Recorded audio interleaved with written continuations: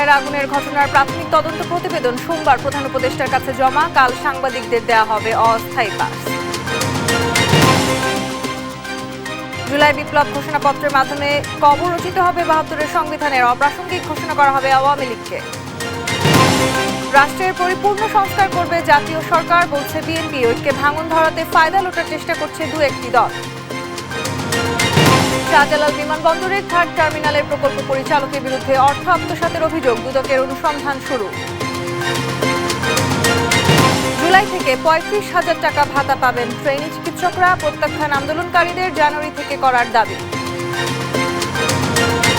দক্ষিণ কোরিয়ায় বিমান বিধ্বস্তে ১৭৯ আরোহী নিহত, ল্যান্ডিং গিয়ার অকেজো হওয়ায় দুর্ঘটনা, ক্ষমা চাইলেন জেজুয়ারের সিইও। কাল শুরু বিপিএল এর ১১তম আসর। উদ্বোধনী ম্যাচে চ্যাম্পিয়ন বরিশালের প্রতিপক্ষ রাজশাহী, টিকিট নিয়ে দর্শকের ক্ষোভ।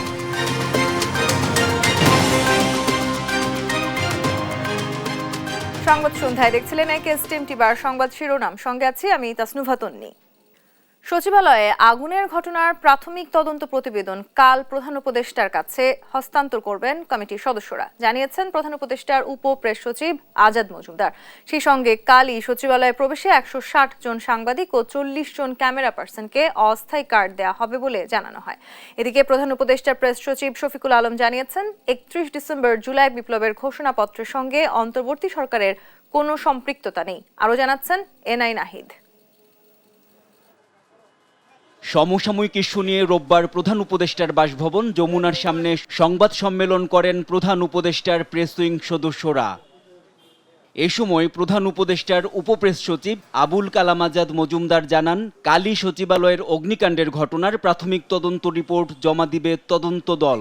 জানান, সরকার সর্বোচ্চ গুরুত্ব দিয়ে এ অগ্নিকাণ্ডের তদন্ত চালাচ্ছে। আমাদেরকে তদন্ত কমিটির প্রধান আজকে জানিয়েছেন যে আগামীকালকে ওনারা প্রাথমিক প্রতিবেদনটি মাননীয় প্রধান উপদেষ্টার কাছে হস্তান্তর করবে।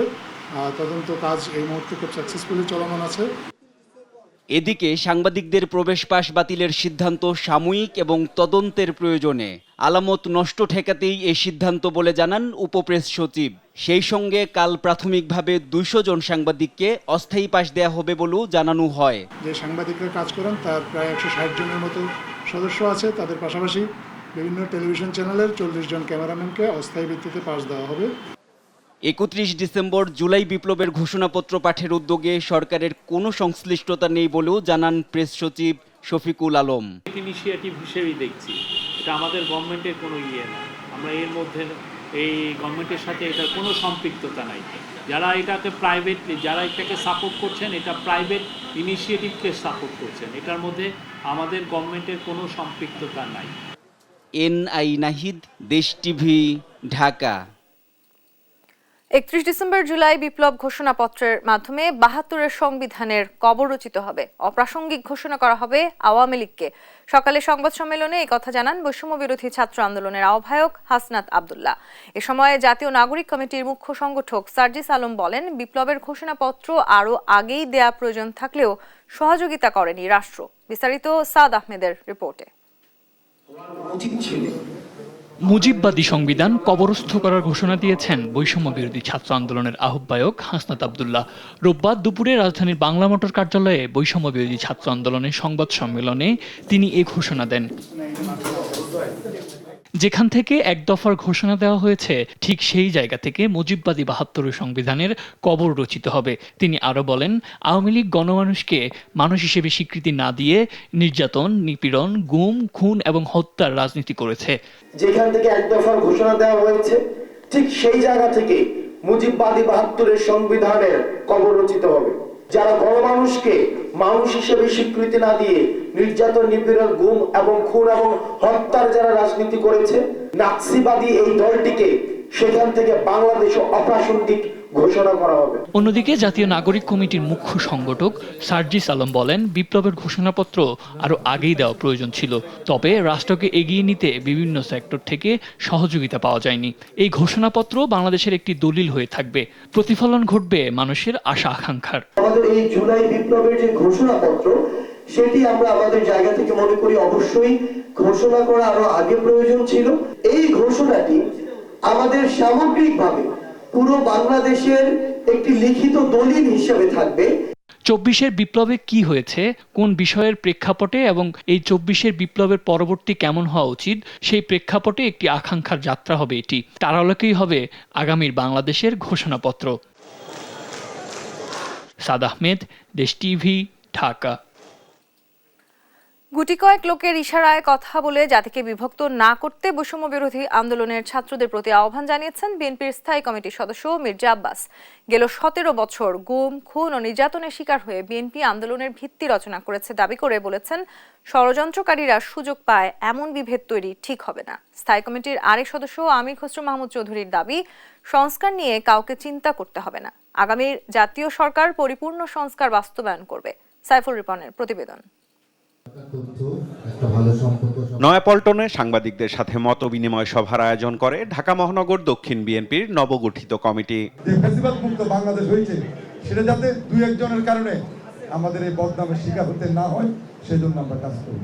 অন্তর্বর্তী সরকারকে ব্যর্থ করার ষড়যন্ত্র চলছে অভিযোগ করে বিএনপি চেয়ারপারসনের উপদেষ্টা আব্দুস সালাম বলেন, অন্তর্বর্তী সরকারকে ব্যর্থ করতে সমালোচনা করে না বিএনপি। যারা আছে সরকার, তারা যদি মনে করে 2 দিনেই সব হয়ে গেছে আর প্রচারটাও যদি সেভাবে হয়, সেটাও কিন্তু ক্ষতিকারক। 17 বছরের ব্যথা কম ব্যথা না, কিন্তু কাজে ওই 2-1 দিনের ব্যথার যদি আপনি মলম লাগান আর 17 বছরের জন্য মলম লাগাবেন না, সেটা তো হইতে পারে না। বাংলাদেশকে ভারত স্থিতিশীল থাকতে দিতে চায় না অভিযোগ করে বিএনপির স্থায়ী কমিটির সদস্য মির্জা আব্বাস বলেন, 24-এর ছাত্র জনতার আন্দোলনের কেউ একক কৃতিত্ব দাবি করলে তা বিভক্তি সৃষ্টি করবে। কেউ যদি ভাবেন যে আমরা একেবারেই আসমান থেকে নাজিল হয়েছি এবং আমরা সমস্ত কিছু আমাদের দখলে, সারা বাংলাদেশ আমাদের সমর্থনে আছে, সুতরাং আমরা যা খুশি তাই করব, এটা কিন্তু খুব ভালো লক্ষণ নয়। জাতিকে এবং দেশকে দয়া করে বিভেদের দিকে ঠেলে দেবেন না। আমাদের দেশের পাশে যারা আছে তারা কখনো বাংলাদেশকে স্থির থাকতে দিতে চায় না। আমাদের মনে রাখতে হবে যে আমরা ওদেরকে সুযোগ দিতে চাই না, দিতে দেব না। চট্টগ্রামে ভেটেনারি অ্যান্ড অ্যানিম্যাল সায়েন্সেস ইউনিভার্সিটিতে এক অনুষ্ঠানে যোগ দিয়ে দলটির স্থায়ী কমিটির আরেক সদস্য আমির খসরু মাহমুদ চৌধুরী বলেন, মানুষের মনোজগতে পরিবর্তন এসেছে, নতুন বাংলাদেশ গড়তে তরুণ প্রজন্মকে এগিয়ে আসতে হবে। সংস্কার নিয়ে কারো চিন্তা করার প্রয়োজন নাই। নির্বাচিত সরকার আসবে দেশে, তারা আমরা 31 দফা বাংলাদেশের প্রায় সব দল মিলে আমরা একসাথে দিয়েছি, বিএনপি একাও দেয় নাই। দিন রাত 6 মাস কাজ করেছি এই সংস্কারের উপরে। আমরা যেটা দিয়েছি আমরা প্রতিজ্ঞাবদ্ধ জাতির কাছে। এদিকে জাতীয়তাবাদী রিকশা ভ্যান অটো চালক দলের পক্ষ থেকে বিএনপির প্রতিষ্ঠাতা জিয়াউর রহমানের কবরে শ্রদ্ধা জানিয়ে সাংবাদিকদের সাথে কথা বলেন দলটির সিনিয়র যুগ্ম মহাসচিব রুহুল কবির রিজভী। অভিযোগ করেন, ভারতের সাথে সম্পর্ক উন্নয়নে শেখ হাসিনাকে ক্ষমা করতে চায় জামায়াত। আপনারা 5ই আগস্টের পর কি বললেন? ভারতের সাথে আপনারা সম্পর্ক উন্নয়ন করবেন, ভালো কথা, আমাদের আপত্তি নেই। আপনারা আওয়ামী লীগকে ক্ষমা করে দেবেন। শেখ হাসিনার প্রতিটি গুম খুনের দোষর হচ্ছে পার্শ্ববর্তী দেশ। সাইফুল রিপন, দেশ টিভি, ঢাকা। শাহজালাল আন্তর্জাতিক বিমানবন্দরের 3য় টার্মিনালের 3 প্রকল্পে অর্থ লোপাটের অভিযোগে প্রকল্প পরিচালক AKM মাকসুদুল আলমের বিরুদ্ধে অনুসন্ধান শুরু করেছে দুদক। প্রকল্প ব্যয় 7,000 কোটি থেকে বাড়িয়েছে 22,000 কোটি টাকা। তাহলেও নির্মাণ কাজে মানহীন উপাদান ব্যবহারের অভিযোগে তার বিরুদ্ধে। এদিকে নামে বেনামে কোম্পানি খুলে অর্থ লোপাটের অভিযোগে সাউথ বাংলা ব্যাংকের পরিচালকের বিরুদ্ধে মামলা করেছে দুদক। বিস্তারিত হাসান মাহমুদের রিপোর্টে। শাহজালাল আন্তর্জাতিক বিমানবন্দরের 3য় টার্মিনালের প্রাক্কলিত ব্যয় 7,000 কোটি থেকে 22,000 কোটিতে উন্নীত হলেও নির্মাণে মানহীন উপাদান ব্যবহারের অভিযোগে অনুসন্ধানে নেমেছে দুর্নীতি দমন কমিশন। রোববার এক সংবাদ সম্মেলনে দুদকের মহাপরিচালক বলেন, অন্তত 3টি খাতে অর্থ লোপাটের প্রাথমিক তথ্য পেয়েছে সংস্থাটি। এতে দুষছেন প্রকল্প পরিচালক AKM মাকসুদুল ইসলামকে। দরপত্রে ইউরোপীয় মানের যন্ত্রাংশ ও সরঞ্জামাদি উল্লেখ থাকলেও চীন ও কোরিয়ার নিম্নমানের যন্ত্রাংশ ও সরঞ্জামাদি সংযোজন, সিলিংয়ের কাজে ব্যাপক অনিয়ম ও অযৌক্তিক কাজ করে 12 কোটি টাকা অপচয় সহ সিন্ডিকেট করে 4,000 কোটি টাকা আত্মসাতের অভিযোগের বিষয়ে অনুসন্ধানের সিদ্ধান্ত গৃহীত হয়েছে। এদিকে নামে বেনামে কোম্পানি খুলে ব্যাংক ও আর্থিক খাত থেকে 5,000 কোটি টাকা লোপাটের অভিযোগে সাউথ বাংলা ব্যাংকের সাবেক পরিচালকের বিরুদ্ধে মামলা করেছে দুদক। বিআরপিডি সার্কুলার অমান্য করে উদ্দেশ্যমূলকভাবে ঋণ প্রস্তাব দ্রুততম সময়ে অনুমোদন করে ন্যাশনাল ব্যাংক লিমিটেড আগ্রাবাদ শাখার গ্রাহক সাদ মুসা হোম টেক্স অ্যান্ড ক্লদিং লিমিটেডের মালিক মোহাম্মদ মহসিন কর্তৃক 459.50 কোটি টাকা আত্মসাতের অপরাধ প্রাথমিকভাবে প্রমাণিত হওয়ায় মামলা রুজুর সিদ্ধান্ত গৃহীত হয়েছে। এদিন ডেমু ট্রেন, লোকোমোটিভ ক্রয় সহ অন্তত 7টি প্রকল্পে 21,000 কোটি টাকা লোপাটের অভিযোগে রাজধানীর রেল ভবনে অভিযান চালায় দুদক কর্মকর্তারা। লোকোমোটিভ ইঞ্জিন ক্রয়, ডেমো ট্রেন ক্রয় সহ অতিরিক্ত ব্যয় ব্যবস্থাপনা এবং আরও কয়েকটা যে স্থানীয় প্রকল্প আছে, মোট 7টা প্রজেক্ট নিয়ে আমরা একটা পত্রিকার নিউজের প্রেক্ষিতে আমরা অভিযানে আসছি আজকে। প্রাথমিক অনুসন্ধানে তথ্য পাওয়ার ভিত্তিতে মামলা হবে বলে জানান তারা। হাসান মাহমুদ, দেশ টিভি, ঢাকা। আপাতত 30,000 টাকায় থাকছে পোস্ট গ্রাজুয়েট ট্রেনি চিকিৎসকদের ভাতা। তবে আগামী জুলাই থেকে ভাতা 35,000 টাকা নির্ধারণ করেছে সরকার।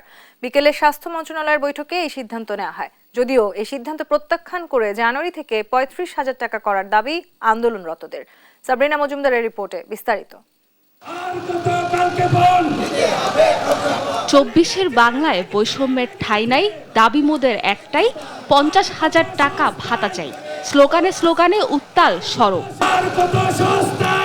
এক দফা দাবিতে রোববার সকাল থেকে শাহবাগে অবস্থান নেন সারা দেশ থেকে আসা প্রাইভেট ট্রেনি চিকিৎসকরা। 2 ঘন্টার আলটিমেটাম দিয়ে শাহবাগে অবস্থান নেন তারা। যৌক্তিক সমাধান না আসায় বেলা 11:30টার দিকে পুলিশের ব্যারিকেড ভেঙে সড়কে অবস্থান নেন আন্দোলনকারীরা। বন্ধ হয়ে যায় চলাচল। আন্দোলনকারীদের দাবি, সরকারি চিকিৎসকরা নবম গ্রেডে বেতন পেলেও বৈষম্যের শিকার প্রাইভেট ট্রেনি চিকিৎসকরা। আমরা এখানে আসতে বাধ্য হয়েছি কারণ আমাদের দাবি যৌক্তিক বলেও সেটা মেনে নেওয়া হচ্ছে না। বারবার আমাদেরকে আশ্বাস দিয়ে ওই পর্যন্ত ক্ষান্ত করা হচ্ছে। আমাদের দাবি হলো কি 50,000 টাকা আমাদেরকে প্রতি মাসে দিতে হবে। আমাদেরকে বৃহস্পতিবার বিকাল 5টা পর্যন্ত টাইম দেওয়া হয়েছিল যে এর মধ্যে একটা প্রজ্ঞাপন আসবে, কিন্তু সেই প্রজ্ঞাপন আর আসে নাই, যার কারণে আমরা আবার রাজপথে নেমেছি। 28 থেকে 35 বছর বয়সে এসে আমাদের নিজেদের খরচ, আমাদের সন্তান, আমাদের পিতামাতা, আমাদের সমাজের প্রতি একটা দায়বদ্ধতা আছে, সেই দায়বদ্ধতা কোনোভাবেই পূরণ করতে পারছি না। বিকেলে বেতন ভাতা সমস্যা সমাধানে স্বাস্থ্য মন্ত্রণালয়ের সাথে বৈঠকে বসে প্রাইভেট ট্রেনি চিকিৎসকদের প্রতিনিধি দল। বৈঠকে আগামী জুলাই থেকে ইন্টার্ন চিকিৎসকদের ভাতা 35,000 টাকা করার প্রস্তাব দেয় মন্ত্রণালয়। যদিও এই প্রস্তাব প্রত্যাখ্যান করে জানুয়ারি থেকে 35,000 টাকা করার দাবি আন্দোলনকারীদের। জানুয়ারি থেকে 30,000 টাকা করা এবং পরবর্তী জুলাই থেকে 35,000 টাকা করার কথা ওনারা বলতেছেন, বাট এটা অত্যন্ত অযৌক্তিক এবং এটা আমাদের সাথে প্রহসন। ইতিপূর্বে আপনারা জানেন যে স্বৈরাচার সরকার যখন ক্ষমতায় ছিল তখনও এরকম আমাদেরকে বারবার বলা হয়েছে যে তোমাদের বৃদ্ধি করা হবে, 6 মাসের মধ্যে ভাতা বৃদ্ধি করা হবে, কিন্তু সেরকম কোনো প্রজ্ঞাপন বা আশানুরূপ কোনো ফল আমরা পাইনি। কর্মবিরতির ডাক দিয়ে গত সপ্তাহেও একই দাবিতে সড়ক অবরোধ করে এই চিকিৎসকরা। সাবরিনা মজুমদার, দেশ টিভি, ঢাকা। বাংলাদেশের বিরুদ্ধে বিভিন্ন ধরনের ভুল এবং অপতথ্য ছড়ানো হচ্ছে, সেসবের বিরুদ্ধে জবাব দিতে সচেষ্ট আছে অন্তর্বর্তী সরকার।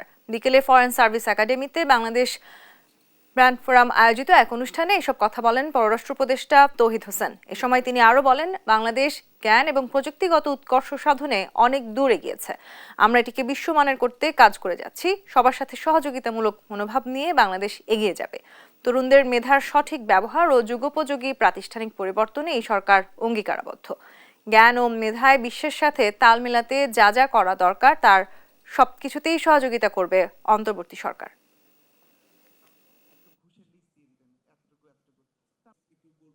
As we convene today under the theme Transforming Bangladesh Through Knowledge Remittance, we are reminded of the immense potential of our nation and the crucial role that each of you, our non-resident Bangladeshis, play in shaping its future.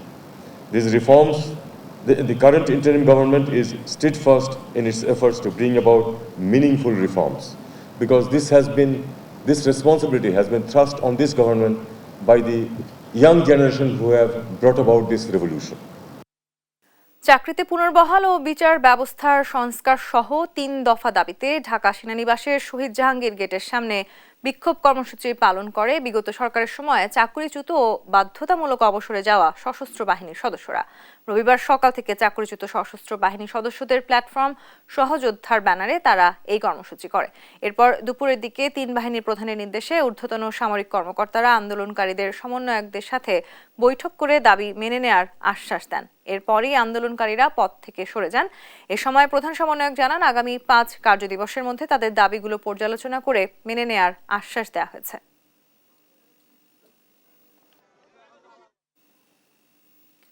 শেরপুরে বাস CNG মুখোমুখি সংঘর্ষে নিহত হয়েছেন 6 জন। বেপরোয়া যান চলাচলের কারণে প্রায়শই দুর্ঘটনা ঘটছে শেরপুরের আঞ্চলিক মহাসড়কে। সহকর্মী মুজাহিদুল ইসলামের পাঠানো তথ্যছবিতে সালমা জাহানের ডেস্ক রিপোর্ট। রোববার বেলা 12টার দিকে শেরপুর ঢাকা আঞ্চলিক মহাসড়কের ভাতশালা জোড়া পাম্প এলাকায় যাত্রীবাহী বাস ও সিএনজির মুখোমুখি সংঘর্ষ হয়। এতে সিএনজিটি দুমড়ে মুচড়ে যায়। ঘটনাস্থলে মারা যান সিএনজির 5 জন যাত্রী। এ সময় স্থানীয়রা গুরুতর আহত আরেকজন সিএনজি যাত্রীকে উদ্ধার করে শেরপুর জেলা সদর হাসপাতালে নিয়ে যায়। সেখানে কর্তব্যরত চিকিৎসক তাকে মৃত ঘোষণা করেন। ফায়ার সার্ভিস কর্মকর্তা জানান, খবর পেয়ে তাৎক্ষণিক 3টি ইউনিট ঘটনাস্থলে এসে কার্যক্রম চালায়। মরদেহ হাসপাতালের মর্গে পাঠানো হয়েছে। প্যাসেঞ্জারই হচ্ছে আপনার সিএনজি যাত্রী, এখানে পথচারীও ছিলেন না। আর বাসের বেপরোয়া গতির জন্য হয়তো এই দুর্ঘটনা ঘটে থাকতে পারে আমরা মনে করছি আর কি। স্থানীয়রা জানান, হরহামেশাই শেরপুরের বিভিন্ন এলাকায় সড়ক দুর্ঘটনায় অনেক মানুষের প্রাণ যাচ্ছে। তাদের দাবি, সরকার যেন যানবাহন চলাচলে সড়ক আইন প্রয়োগ করে কার্যকর ব্যবস্থা নেয়। এখানে যে দুর্ঘটনা অতি শীঘ্রই কিছুদিন পরপরই হচ্ছে, আমরা বিনীতভাবে সরকারের কাছে অনুরোধ করব এবং কি যে মানে ধীরে সুস্থিরে এই গাড়িগুলা কিভাবে কন্ট্রোলে চলে এগুলো একটু ভালোভাবে সরকারকে নজর দিতে বলবো। এদিকে শেরপুর ঢাকা আঞ্চলিক মহাসড়কে যান চলাচল স্বাভাবিক আছে এবং দুর্ঘটনাটির আইনগত ব্যবস্থা প্রক্রিয়াধীন রয়েছে। নিউজ ডেস্ক, দেশ টিভি। ঢাকা মাওয়া এক্সপ্রেসওয়েতে দুর্ঘটনায় 6 জন নিহতের ঘটনায় এবার বাস মালিক ডাব্লিউ ব্যাপারীকে গ্রেপ্তার করেছে পুলিশ। শনিবার দিবাগত রাত 12:30টার দিকে মাদারীপুরের শিবচরের কাঁঠালবাড়ি থেকে তাকে গ্রেপ্তার করে হাইওয়ে পুলিশ। রোববার দুপুরে মুন্সিগঞ্জ হাসারা হাইওয়ে পুলিশ ফাঁড়ির সভাকক্ষে এক সংবাদ সম্মেলনে হাইওয়ে পুলিশের গাজীপুর রিজিয়নের পুলিশ সুপার আকম আক্তারুজ্জামান বসুনিয়া এই তথ্য জানান। এ সময় তিনি জানান, বাসটি ফিটনেসবিহীন ছিল। দুর্ঘটনার আগের দিনই গ্যারেজ থেকে বের করা হয় বাসটি। এছাড়া চালক মাদকাসক্ত ছিলেন বলেও জানান তিনি। এর আগে শুক্রবার রাতে নারায়ণগঞ্জ থেকে গ্রেপ্তার করা হয় বাসটির চালক নুরুন নবীকে।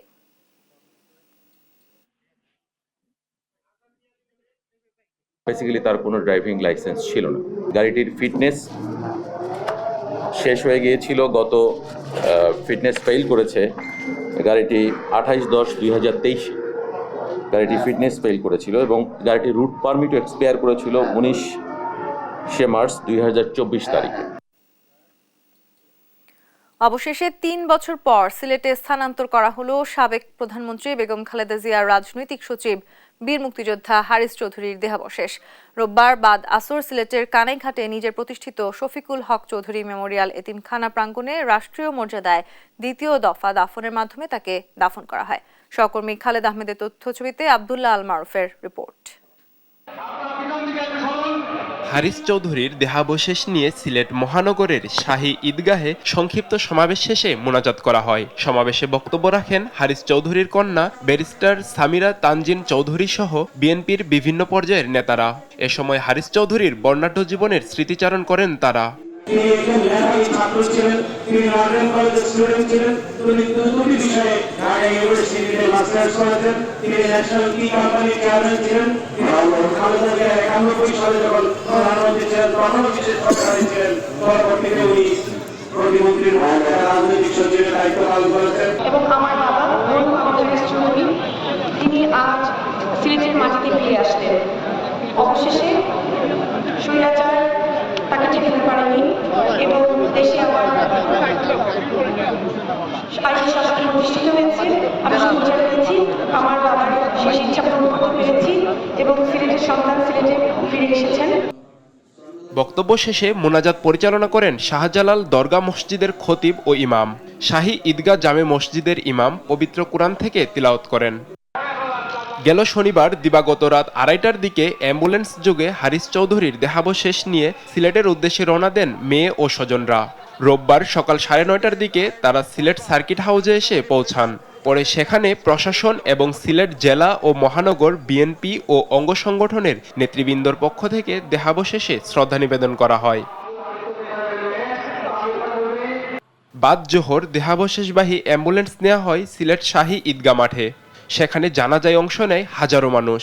2021 সালের 3 সেপ্টেম্বর হারিস চৌধুরী মৃত্যুবরণ করলে ওই সময় আওয়ামী লীগ সরকারের আমলে তার পরিচয় গোপন করে অধ্যাপক মাহমুদুর রহমান নামে সাভারের বিরুলিয়ায় জামিয়া খাতামুন নাবিইন মাদ্রাসা প্রাঙ্গণে দাফন করা হয়। পরবর্তীতে মেয়ে সামিরার এক রিটের পরিপ্রেক্ষিতে হাইকোর্টের নির্দেশে সংশ্লিষ্ট কর্মকর্তাদের উপস্থিতিতে লাশ উত্তোলন করা হয়।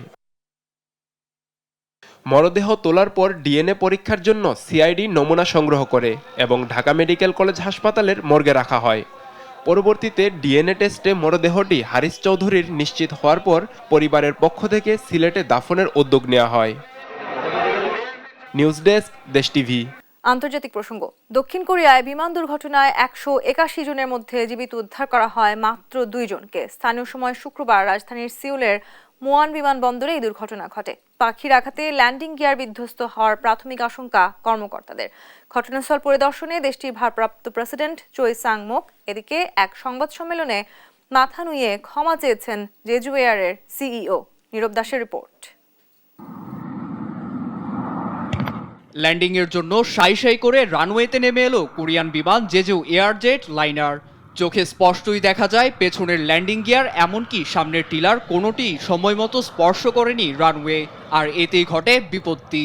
রানওয়ে থেকে ছিটকে যাওয়ার ঠিক আগ মুহূর্তেই বাম পাশের বোয়িং রানওয়েতে স্পর্শ করতেই সৃষ্টি হয় স্ফুলিঙ্গের। সেই স্ফুলিঙ্গই আহ্বান জানায় 181টি প্রাণের যমদূতকে। সামনে থাকা বাঁশের বেড়ায় বিমানটি পূর্ণ গতিতে আছড়ে পড়ে। এতে অ্যালুমিনিয়ামের তৈরি বিমানটির অগ্রভাগ দুমড়ে মুচড়ে এক পলকে আগুন লেগে যায়। স্ফুলিঙ্গ পরিণত হয় অগ্নিপিণ্ডে। দেশটির বিমান কর্তৃপক্ষের বরাতে বার্তা সংস্থা ইউনহাব জানায়, বেশ কয়েকটি দমকল কর্মী এ আগুন নিয়ন্ত্রণে তৎপরতা শুরু করে। এমনকি সঙ্গে সঙ্গে সেখানে উদ্ধার অভিযান পরিচালনা করা হয় বলে জানান মুয়ান বিমানবন্দরের জরুরি উদ্ধার কর্মীরা। তবে এ আগুন থেকে প্রাণে বাঁচা আসলেই দুষ্কর। এ খবর ছড়াতেই মুহূর্তে বাড়ে আরোহীদের পরিবারের আহাজারি। ঘটনাটি এমন এক সময়ে ঘটেছে যখন দেশটি একটি রাজনৈতিক সংকটের মধ্য দিয়ে যাচ্ছে। অভিশংসনের মাধ্যমে সম্প্রতি অপসারণ করা হয় দেশটির প্রেসিডেন্ট ইউন সুক ইউলকে। বর্তমানে রাষ্ট্র পরিচালনার ভার পড়েছে ভারপ্রাপ্ত প্রেসিডেন্ট চোই সাং মুকের ওপর। এতে উন্নত প্রযুক্তির ব্যবহার সহ সর্বশক্তি প্রয়োগ করে এর উদ্ধার অভিযান পরিচালনার নির্দেশ দিয়েছেন তিনি। এছাড়া যান্ত্রিক ত্রুটির কারণ খতিয়ে দেখতে একটি তদন্ত কমিটি গঠনের তাগিদ দিয়ে শোক প্রকাশ করেন তিনি। 우방국 그리고 국제사회와의 협력에 힘써주기 바랍니다. জেজু এয়ার জানায়, বিমানটিতে 737-800 সিরিজের বোয়িং ব্যবহার করা হয়েছিল। এতে ঘরের আঙিনাতে ফিরেও চৌকাঠে পা রাখতে না পারা এসব মানুষের বিদেহী আত্মার প্রতি শ্রদ্ধা প্রকাশ করে বোয়িং ইন্টারন্যাশনাল। সমবেদনা জানান বিদেহীদের পরিবারের প্রতি। এছাড়া দেশটির বিমান কর্তৃপক্ষের বরাতে বার্তা সংস্থা ইউনহাব জানায়, জেজু বিমানটি 175 জন যাত্রী ও 6 জন বিমানবালা নিয়ে ব্যাংকক থেকে মুয়ানের উদ্দেশ্যে রওনা হয়। নীরব দাস, নিউজ ডেস্ক, দেশ টিভি। খেলার খবর। বিপিএল এর 11তম আসর শুরু কাল। উদ্বোধনী ম্যাচে বর্তমান চ্যাম্পিয়ন ফরচুন বরিশালের প্রতিপক্ষ দুর্বার রাজশাহী। মিরপুর শেরে বাংলা স্টেডিয়ামে দুপুর 1:30টায় শুরু হবে ম্যাচটি। এদিকে দিনের দ্বিতীয় ম্যাচে সন্ধ্যা 7টায় ঢাকা ক্যাপিটালসের মুখোমুখি হবে রংপুর রাইডার্স। রিফাত আঞ্জুমের match preview. Bangladesh premier league BPL এর উদ্বোধনী ম্যাচেই মাঠে নামবে বর্তমান চ্যাম্পিয়ন ফরচুন বরিশাল, আর তাদের প্রতিপক্ষ নতুন ফ্র্যাঞ্চাইজি নিয়ে গঠিত দল দুর্বার রাজশাহী। কাগজে কলমে এবারে বিপিএল এর সবচেয়ে হেভিওয়েট দল বরিশাল। তামিম, মুশফিক মাহমুদুল্লাহ থেকে শুরু করে Kyle Mayers, David Malan, Mohammad নবীর মতো তারকার ঠাসা দল শুরুটা করতে চায় জয় দিয়ে, জানিয়েছেন তামিম ইকবাল। এই বছরটা আমার defending champion will definitely try to defend the title, আর individually I will just try and do my best. আমি যে কোনো ব্যাটসম্যানের মতোই চাবো যে কালকে একটা ভালো স্টার্ট করতে পারি। অন্যদিকে রাজশাহী দলে বিদেশি তারকা ক্রিকেটার নেই বললেই চলে, তবে তাসকিন, এনামুল হক বিজয়, জিসান আলম, আকবর আলী, ইয়াসির আলী রাব্বির মতো দেশীয় তারকাদের উপর আস্থা দলটির। রাজশাহীর পাকিস্তানি হেড কোচ ইজাজ আহমেদ জানিয়েছেন, প্রতিপক্ষের কথা বিবেচনা না করে মাঠের খেলার দিকে মনোযোগ দিতে চান। প্রতিপক্ষ কে বা কতটা শক্তিশালী সেটা নিয়ে ভাবার সময় নেই। মাঠের লড়াইয়ে জেতার জন্য মানসিকতাটাই বড় বিষয়। জয়ের জন্যই মাঠে নামবো।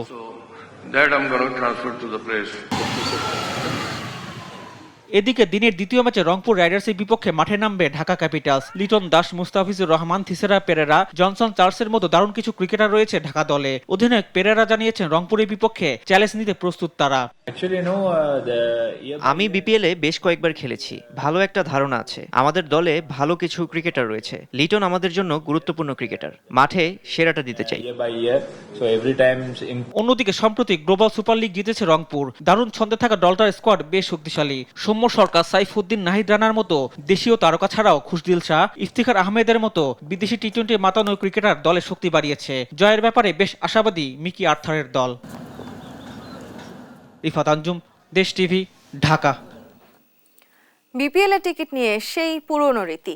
একদিন আগেও টিকিট দিতে পারেননি বিসিবি। ক্ষুব্ধ দর্শকেরা অভিযোগ করেন কালোবাজারিরও। এ সময় টিকিট প্রত্যাশীদের উপর লাঠিচার্জের ঘটনাও ঘটে।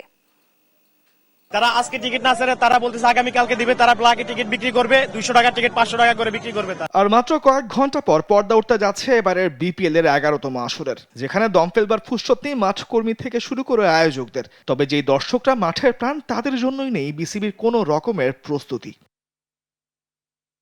টিকিট কেটে খেলার জন্য তর্স হয়েছে না ক্রিকেট প্রেমীদের, কিন্তু বিধিবাম টিকিট নেই। ডিজিটাল প্ল্যাটফর্ম, অনলাইনে টিকিট বিক্রির কথা থাকলেও সেটা বিকল, তাই বাধ্য হয়ে দর্শকরা হাজির মিরপুরের হোম অফ ক্রিকেটে। 8টায় আসছি টিকিটের জন্য, ঠিক আছে, ওয়েবসাইট বন্ধ। তারপরে ভাবলাম যে সরাসরি টিকিটটা কিনতে যাই। এখন আইসা দেখি যে বিশাল টিকিটের সিরিয়াল। আমরা প্রায় দীর্ঘ 5-6 ঘন্টা এখানে দাঁড়িয়ে আছি। আমরা কাউন্টারে গেছি, বলছে আমাদের টিকিট দিবে। কাউন্টারে গেছি, আমাদের কাউন্টার অফ। তারপর আমরা 2 নম্বর গেটে আসলাম বিসিবি অফিসের সামনে, যে এখানে আমাদেরকে কি করণীয়, এখন আমরা কোথায় গিয়ে টিকিট পাবো। এখানে আসার পরে এখন বলছে আমরা অনলাইনে টিকিট পাবো। 4টার পরে ই বন্ধ থাকে, ব্যাংক বন্ধ থাকে, আর এরা বলতেছে যে 4টার পরে ই পাবো, টিকিট পাবো। আসর শুরুর 24 ঘন্টা আগেও বিসিবির টিকিট বিতরণে অব্যবস্থাপনায় বেজায় চটেছেন দর্শকরা। পুলিশ ছিল, বিসিবি কর্মকর্তারা ছিল, ওরা গেট খুলে আমাদেরকে লাঠি দিয়ে আমাদের লাঠিচার্জ করেছে, আমাদেরকে রাস্তার মধ্যে দৌড়ানো দিয়েছে। এবং বিসিবি কর্মকর্তা এখানে যারা পুলিশ অফিসার ছিল, তারা আমাদেরকে হুমকি দিয়েছে, আমাদেরকে বলছে যে আমাদেরকে অ্যারেস্ট করবে। আমি প্রায় 10টার সময় আসছি, ভাই আসছে ভোর 4টা থেকে, ঠিক আছে। তা আমরা ওইখান থেকে যখন বলছি আমাদের টিকিট লাগবে, অনলাইনে না অফলাইনে, এই কাউন্টার থেকে টিকিট লাগবে, তারা 10 মিনিট সময় নিতে নিতে প্রায় 12টা বাজে দিয়েছে।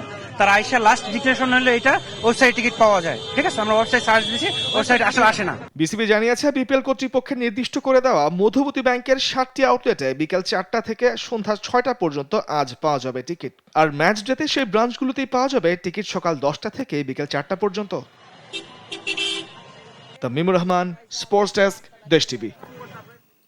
এই ছিল এখনকার সংবাদ সন্ধ্যা। পরের বুলেটিন দেখার আমন্ত্রণ রইল। ধন্যবাদ।